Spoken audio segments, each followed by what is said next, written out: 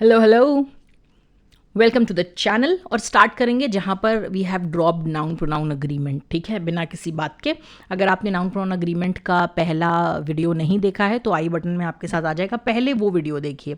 Reason being, उस video में concept समझाया है मैंने, तो जब आप वो वीडियो देखेंगे तो इस वीडियो का कॉम्प्रिहेंशन ईजी हो जाएगा, इसको आप आसानी से समझ पाएंगे। ठीक, we did noun pronoun agreement. ठीक है, हमको पता है that noun and pronoun they need to agree. ठीक है, agree in terms of number, और अगर सिंगुलर हुआ then in terms of gender. Agree करने का मतलब है it should be same. So noun pronoun agreement का मतलब है noun and pronoun should be same in number and gender.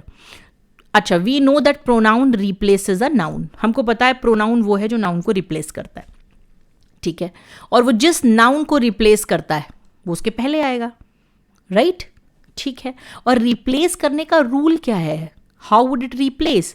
It would replace in term of number. मतलब जो number noun का है the same number should be of pronoun. Number मतलब singular, plural, right? जो gender noun का है the same gender should be of pronoun. मैं इसको बहुत सिंपल करके आपको समझाती हूं। ठीक है, अगर एक एग्जाम्पल कहता है सीता, सॉरी आगे कुछ भी कहता हो, डजंट मैटर। ठीक है, सीता इज व्हाटएवर। अब आपको इस सीता को रिप्लेस करना है तो आप बोलोगे ma'am this is very easy, she. Yes, why she? आपने देखा सीता क्या है? सिंगुलर, और सीता के हिसाब से आपने जेंडर वाइज क्या लगाया? She.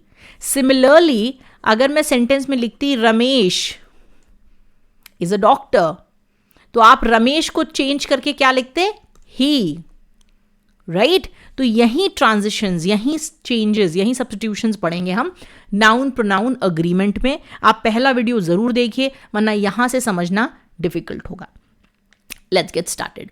So I say that noun and pronoun should agree in number. मतलब noun and pronoun they should be in same number. तो अगर कोई चीज सिंगुलर नाउन में है then it should have a singular pronoun. As easy as that. ठीक, तो अगर आपके पास कोई भी नाउन है ना, आप सबसे पहले देखो वो क्या है। If it is singular it will take singular pronoun, if it is plural it will take plural pronoun. ठीक, now let's see, suppose the sentence is when a woman is sick the woman should call a doctor. ठीक है, तो आपने इसको she कर दिया। अब ना द क्वेश्चन इज, हमने इस वाले वुमन को शी क्यों नहीं किया? क्योंकि अगर आप इसको शी करेंगे तो इस प्रोनाउन से आपको एक पीछे वाला नाउन नहीं मिलेगा कि आपने ये प्रोनाउन क्यों लगाया। अभी इस शी के केस में आई नो ये शी किसके लिए लगाया मैंने? इस वुमन के लिए। तो ये woman is what? Antecedent. Antecedent, antecedent means पीछे वाला नाउन जिसकी जगह पे आप प्रोनाउंस लगा रहे हैं। चलिए, so if the sentence is when students are sick student should call a doctor, तो यहां पे अगर आप इस स्टूडेंट को रिप्लेस करेंगे तो रिप्लेस करके आप इसकी जगह क्या लिख रहे हो? आप इसकी जगह लिख रहे हो दे। क्यों लिख रहे हो आप दे? आप बोलोगे मैम इसलिए लिख रहे हैं they because students is plural. So for woman you wrote she, for man you will write he, and for students we are writing they, right? तो सिंगुलर के लिए हमने क्या यूज किया? Singular pronoun. प्लूरल के लिए हमने क्या यूज किया? Plural pronoun. ठीक, यही तो है नाउन प्रोनाउन एग्रीमेंट। ठीक है जी, आगे बढ़ते हैं। अगर मल्टीपल प्रोनाउंस हो, इफ इन केस सब्जेक्ट में हो ये dash this dash and this, ये आई नहीं लिखा हुआ है मैंने ना, ये सपोज बंदे हैं क्योंकि सब्जेक्ट है तो let's consider these are, suppose there 3 people, multiple nouns हैं, फिर क्या करेंगे? तो मल्टीपल एक से तो ज्यादा ही है, so it would be a plural pronoun. Now let's see an example. He likes eating eggs meat and fish. So in case of eggs meat and fish आप इन सबको कंबाइन करके इनकी जगह क्या लिख सकते हो? एक word them. Let's see another example. Carrots, fruits and soy milk are healthy, so they are. अच्छा, मुझे ये मैं एक्सप्लेन कर चुकी हूँ पिछले वीडियो में, बट फिर भी मैं पूछ लेती हूँ, यहां पर हमने देम क्यों लगाया है और यहां पर हमने दे क्यों लगाया है? क्यों लगाया? आई एम श्योर आपको आता होगा। देखिए, नंबर और जेंडर के अलावा भी एक चीज़ जो हम कंसीडर करते हैं वो ये है, जब भी नाउन और प्रोनाउन में रिप्लेसमेंट होता है, सब्स्टिट्यूशन होता है, so pronoun will always replace noun in its action the way it is. जैसे if noun is a subject, अगर नाउन कहीं पर सब्जेक्ट की तरह एक्ट कर रहा है तो प्रोनाउन भी जो आप उठाते हैं उसे सब्जेक्टिव प्रोनाउन कहते हैं। Similarly if noun is acting as an object, तो हम जो प्रोनाउन उठाते हैं दैट इज ऑब्जेक्टिव। ये भी उस वीडियो में एक्सप्लेन्ड है। अगर नाउन पजेसिव हो रहा है, मतलब हमको अधिकार दिखा रहा है, तो हम जो प्रोनाउन यूज करते हैं that is also possessive pronoun. So let's take an example. अभी दे क्या होता है? सब्जेक्ट। आप देखिए ना, आप सेंटेंसेस स्टार्ट करते दे से। ये देखिए यहां पर देम इज ऑब्जेक्ट, और अगर इसी की जगह हमें पजेसिव केस दिखाना हो तो हम क्या बोलेंगे? themselves, sorry, I am so sorry, there. इसका रिफ्लेक्सिव होगा themselves।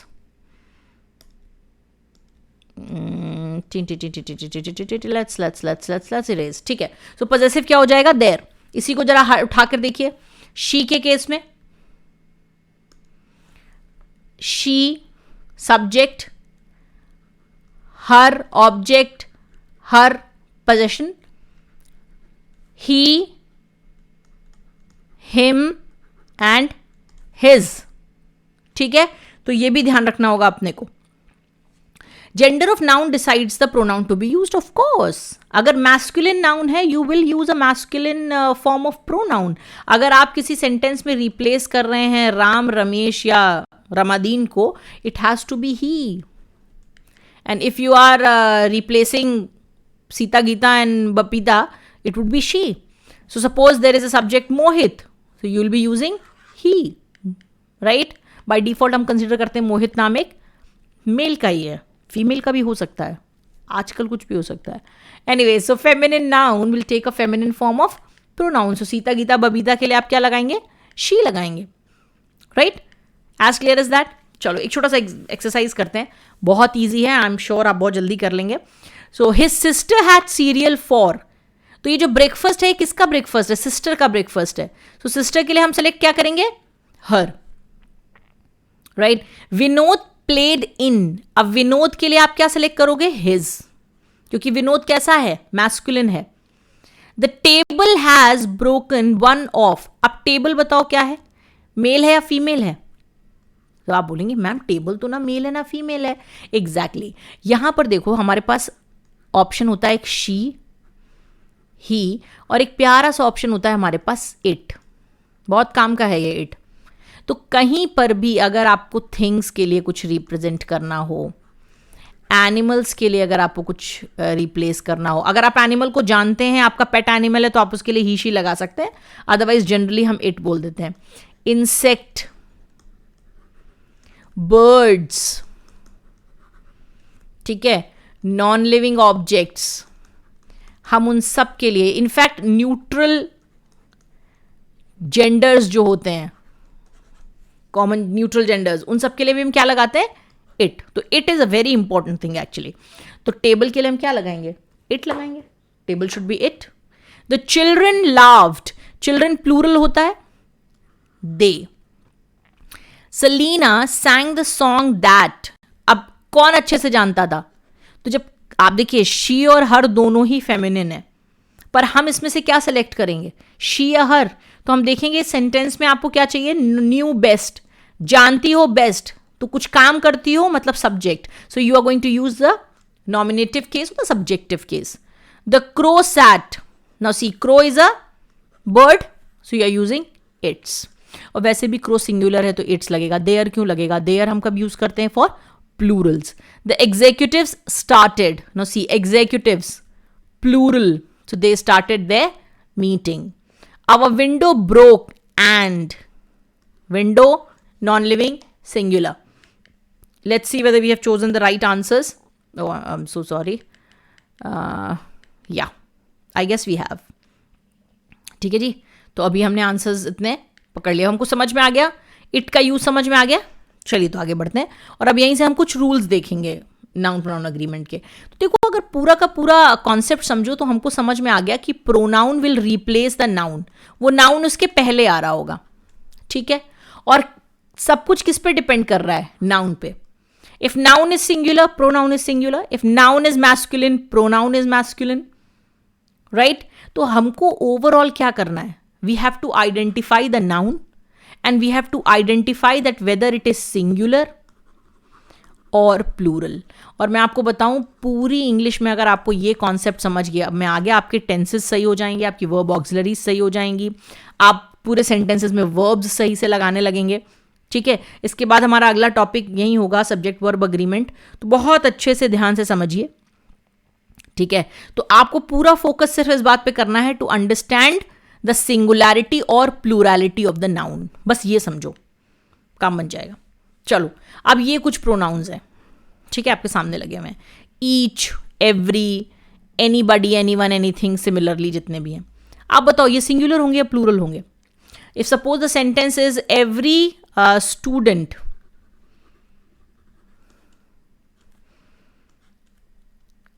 wearing a red hat. See, I love writing, that's why I write. ठीक है. वो बोर्ड वाला पढ़ाने का आदत है. ठीक है. So every student dash wearing a red hat. अब आप बताओ इसमें क्या लगना चाहिए? वी शुड हैव इज और आर. हम बात कर रहे हैं हर बच्चा पहने हुए. ध्यान रखो भाई, हर बच्चा. तो आप क्या होता है ना, यूजुअली हम सोचते हैं हर बच्चे की बात हो रही है, तो हर बच्चा तो मतलब सारे बच्चे हो गए, तो मतलब आर हो जाना चाहिए. बट नहीं, ये जो वर्ड्स आपके सामने लिखे हैं ना, ये हमेशा सिंगुलर होते हैं. Each student is, each bag is, each city is, each country is, every country is, every parent is. कुछ मत देखो उसके बाद में क्या लिखा है. ठीक है. आप जहां पे भी ईच और एवरी देखो, उसके बाद जो भी नाउन लगा हो, just cut that noun. Always take them as singulars. Got the point? अच्छा, ये सिंगुलर तो ले लिया हमने. ठीक है. आपको पता है the moment we know it is singular, हमारे पास अगली चीज होती है that what is the gender. क्या जेंडर होना चाहिए? अगर सेंटेंस में लिखा हुआ है everybody is coming to the party with dash invitation. ठीक है. तो अब उस डैश की जगह मैं क्या लगाऊं? ये तो सिंगुलर हो गया, तो एवरीबडी इज लगा दिया. But what should be the gender?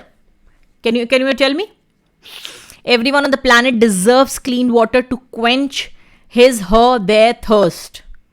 Nothing in its dash place after the violent shaking from the earthquake.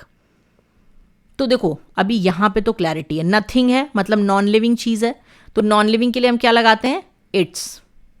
But what about this place? Everyone जहां पे लगा हुआ है, देयर तो नहीं लगेगा because it is singular. Singular means now everything taken by everyone.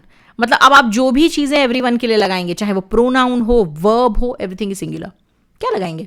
His या her. Can you tell me what is the gender? So answer is no, you can not tell the gender. So both is the right answer. अगर आपको option में his slash हर दिया हुआ है तो यही आपका करेक्ट आंसर होगा, और ये नहीं है तो फिर आप हिज पे लगा सकते हैं. कॉमनली हिज पे टिक हो जाता है. If this is not available, अगर आपको हिज स्लैश हर दिया हुआ है तो आप ये ध्यान रखेंगे कि वही सही आंसर होगा. So both, they take both the genders. Now this is something very very important, very important it is. ठीक है. एक बार फिर से देख लीजिए कि ये जितने हमारे इनडेफिनिट प्रोनाउंस हैं, ये जहां भी आपको दिख जाएं, अब इनकी कहानी आगे सिर्फ सिंगुलर की कहानी है. Everything that will be used for them, चाहे वो प्रोनाउन हो, आगे चल के बता देती हूं मैं, वर्ब हो, ऑक्सिलरी हो, कुछ भी हो, हेल्पिंग कुछ भी हो, भाई सब सिंगुलर है इनके लिए. और जेंडर क्या लगेगा? बोथ. ठीक. चलिए आगे बढ़ जाते हैं. Let's move ahead. All, any, none, more, most, some. क्या लगता है ये सिंगुलर होंगे कि प्लूरल होंगे? ऑल ऑल ऑल ऑल तो लगता है सारा, तो सारा भी हो सकता है और सारे भी हो सकता है. सारा काम खत्म हो गया और सारे लड्डू खत्म हो गए, दोनों सेंटेंसेस हैं. Am I right? So these can be singular as well as plural, जो भी इसके बाद नाउन आएगा उस पर डिपेंड करते हुए. तो अगर मैं बोलूं ऑल द वर्क, या मैं बोलूं all the laddus. Now it depends upon the noun that follows. तो all the work में work कैसा है? Quantity है, singular है. All the work is done. All the laddus. Laddus क्या है? Number है, number plural है. तो all the laddus are finished. Right? Most of the work is done. Most of the students have appeared for the exam. Some of the cake is left. Some of the parents are waiting. तो आप इस sentence में क्या करोगे? आप ये देखोगे कि ये इनके बाद क्या आ रहा है. Let's see the examples. Some of the boys. अब boys के बाद क्या लगना चाहिए? are. केक के बाद क्या लग गया? is. तो यहां पे इन वर्ड्स का कोई रोल नहीं होता. इनके बाद जो नाउन आता है that decides कि इनको सिंगुलर ट्रीट करना है या प्लूरल ट्रीट करना है. Right? So now you know it. Let's see few more examples. So most of the boys are available because आपने boys लगाया हुआ है. Most of the content is copied from Google. Of course. Why have we invented Google? For this only. All the classes were free. Classes were, pi was. ठीक है. तो इनके बाद जो भी सब्जेक्ट लग रहा है, जो भी नाउन लग रहा है, उसके ही सिंगुलैरिटी और प्लूरलिटी पे आगे का सब डिपेंड करेगा. अच्छा, what about either or, neither nor, not only but also? ये कोरिलेटिव कंजंक्शंस हैं. इनको कैसे ट्रीट करना है? सिंगुलर ट्रीट करें, प्लूरल ट्रीट करें? इसमें तो दो सब्जेक्ट्स होते हैं. Take an example. Either you और योर फ्रेंड, और suppose your friends. Suppose this is the sentence. और neither your friends nor your mother.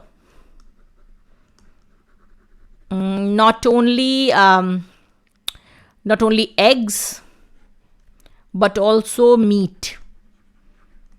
Now these are the examples, right?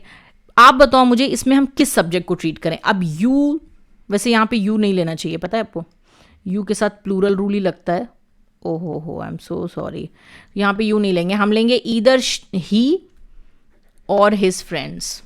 Suppose let's take this example.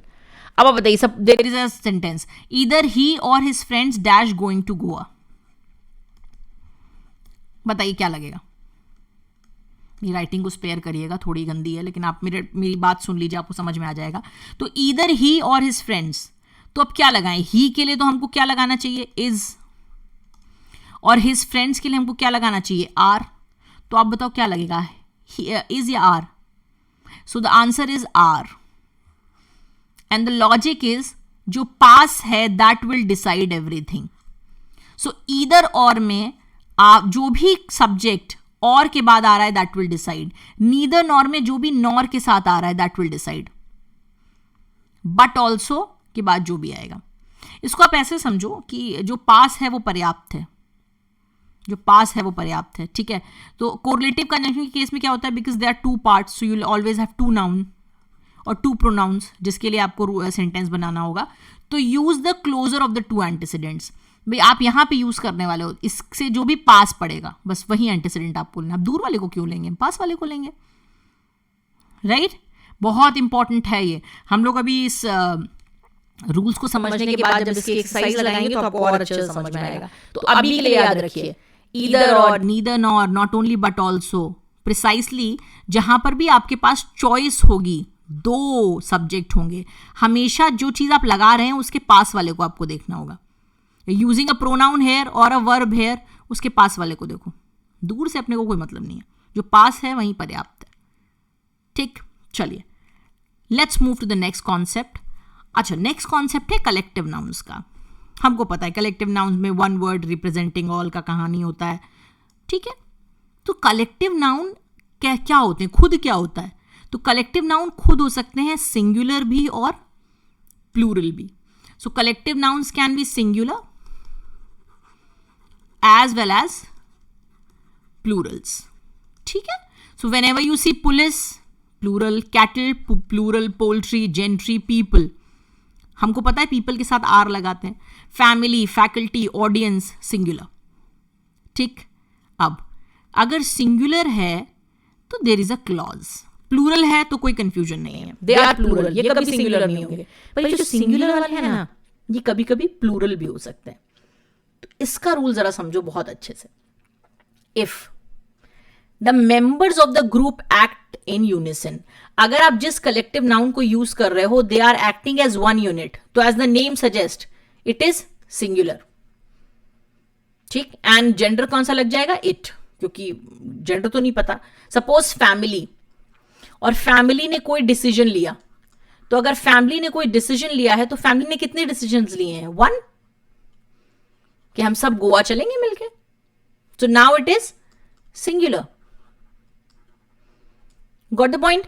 Suppose jury हम सब जानते हैं, jury का मतलब group of जजेस, और jury ने अपना डिसीजन सुना दिया, तो jury ने कितने डिसीजन लिए हैं? एक, कि हाँ भाई ललित मोदी कल्प्रिट है, उसको इंडिया बुलाओ, सुष्मिता सेन के साथ मत घूमने दो, ठीक, एक डिसीजन। तो यहां पे they are acting as one, so they will be singular. Gender क्या है? सिंगुलर के साथ हमेशा जेंडर आएगा। प्रोनाउन जैसे आप डिसाइड करोगे सिंगुलर, तो आपको फिर सेलेक्ट करना होगा जेंडर, तो gender neutral, it, right. Now if they are not acting as unison और not acting as one unit, आपने डिसाइड किया कि जाएंगे हम गोवा, लेकिन फैमिली में आपके छोटे भाई ने कहा नहीं गोवा नहीं जाएंगे, हम केरला जाना चाहते हैं, तो एक डिसीजन आ गया, एक ने कहा गोवा, तो लगा दादी को भी हम भी कुछ बोले, दादी बोली भाई ऐसा है हम तो वृंदावन और मथुरा जाना चाहते हैं। तो अभी फैमिली एक ही है मेरी, लेकिन अब वो जो मेरी फैमिली है ना उसमें तीन तीन व्यू पॉइंट्स हैं, तो अब वो एक नहीं रह गई, now they are not acting as one, so here they will be acting as individuals. अब यहां पे आप क्या लोगे? उसको प्लूरल में लोगे, और जैसे ही प्लूरल लोगे तो फिर कोई कंफ्यूजन नहीं है, प्लूरल में अपन दे ले लेते हैं, ठीक। चलो एग्जांपल देखते हैं। द कमिटी डिसएग्री, अगर कमिटी ने डिसएग्री कर दिया तो अब वो एक कहां रहे? तो अब तो मतलब कम से कम उसमें दो अग्रीमेंट्स, दो तो बातें होंगी, तो they, you are treating them as plural. Okay, let me take few more examples. जैसे let's take an example, jury. अभी ज्यूरी है, ज्यूरी ने अगर एक डिसीजन सुना दिया कि ललित मोदी चोर हैं, तो एक डिसीजन है, यहां पे क्या लग जाएगा? सिंगुलर, ठीक। पर अगर ज्यूरी ने कहा कि नहीं हो भी सकता है, और कुछ ने कहा नहीं नहीं नहीं हो सकता है, तो अभी यहां पे क्या हो गए? दो डिसीजंस हो गए, डिसएग्रीमेंट हो गया।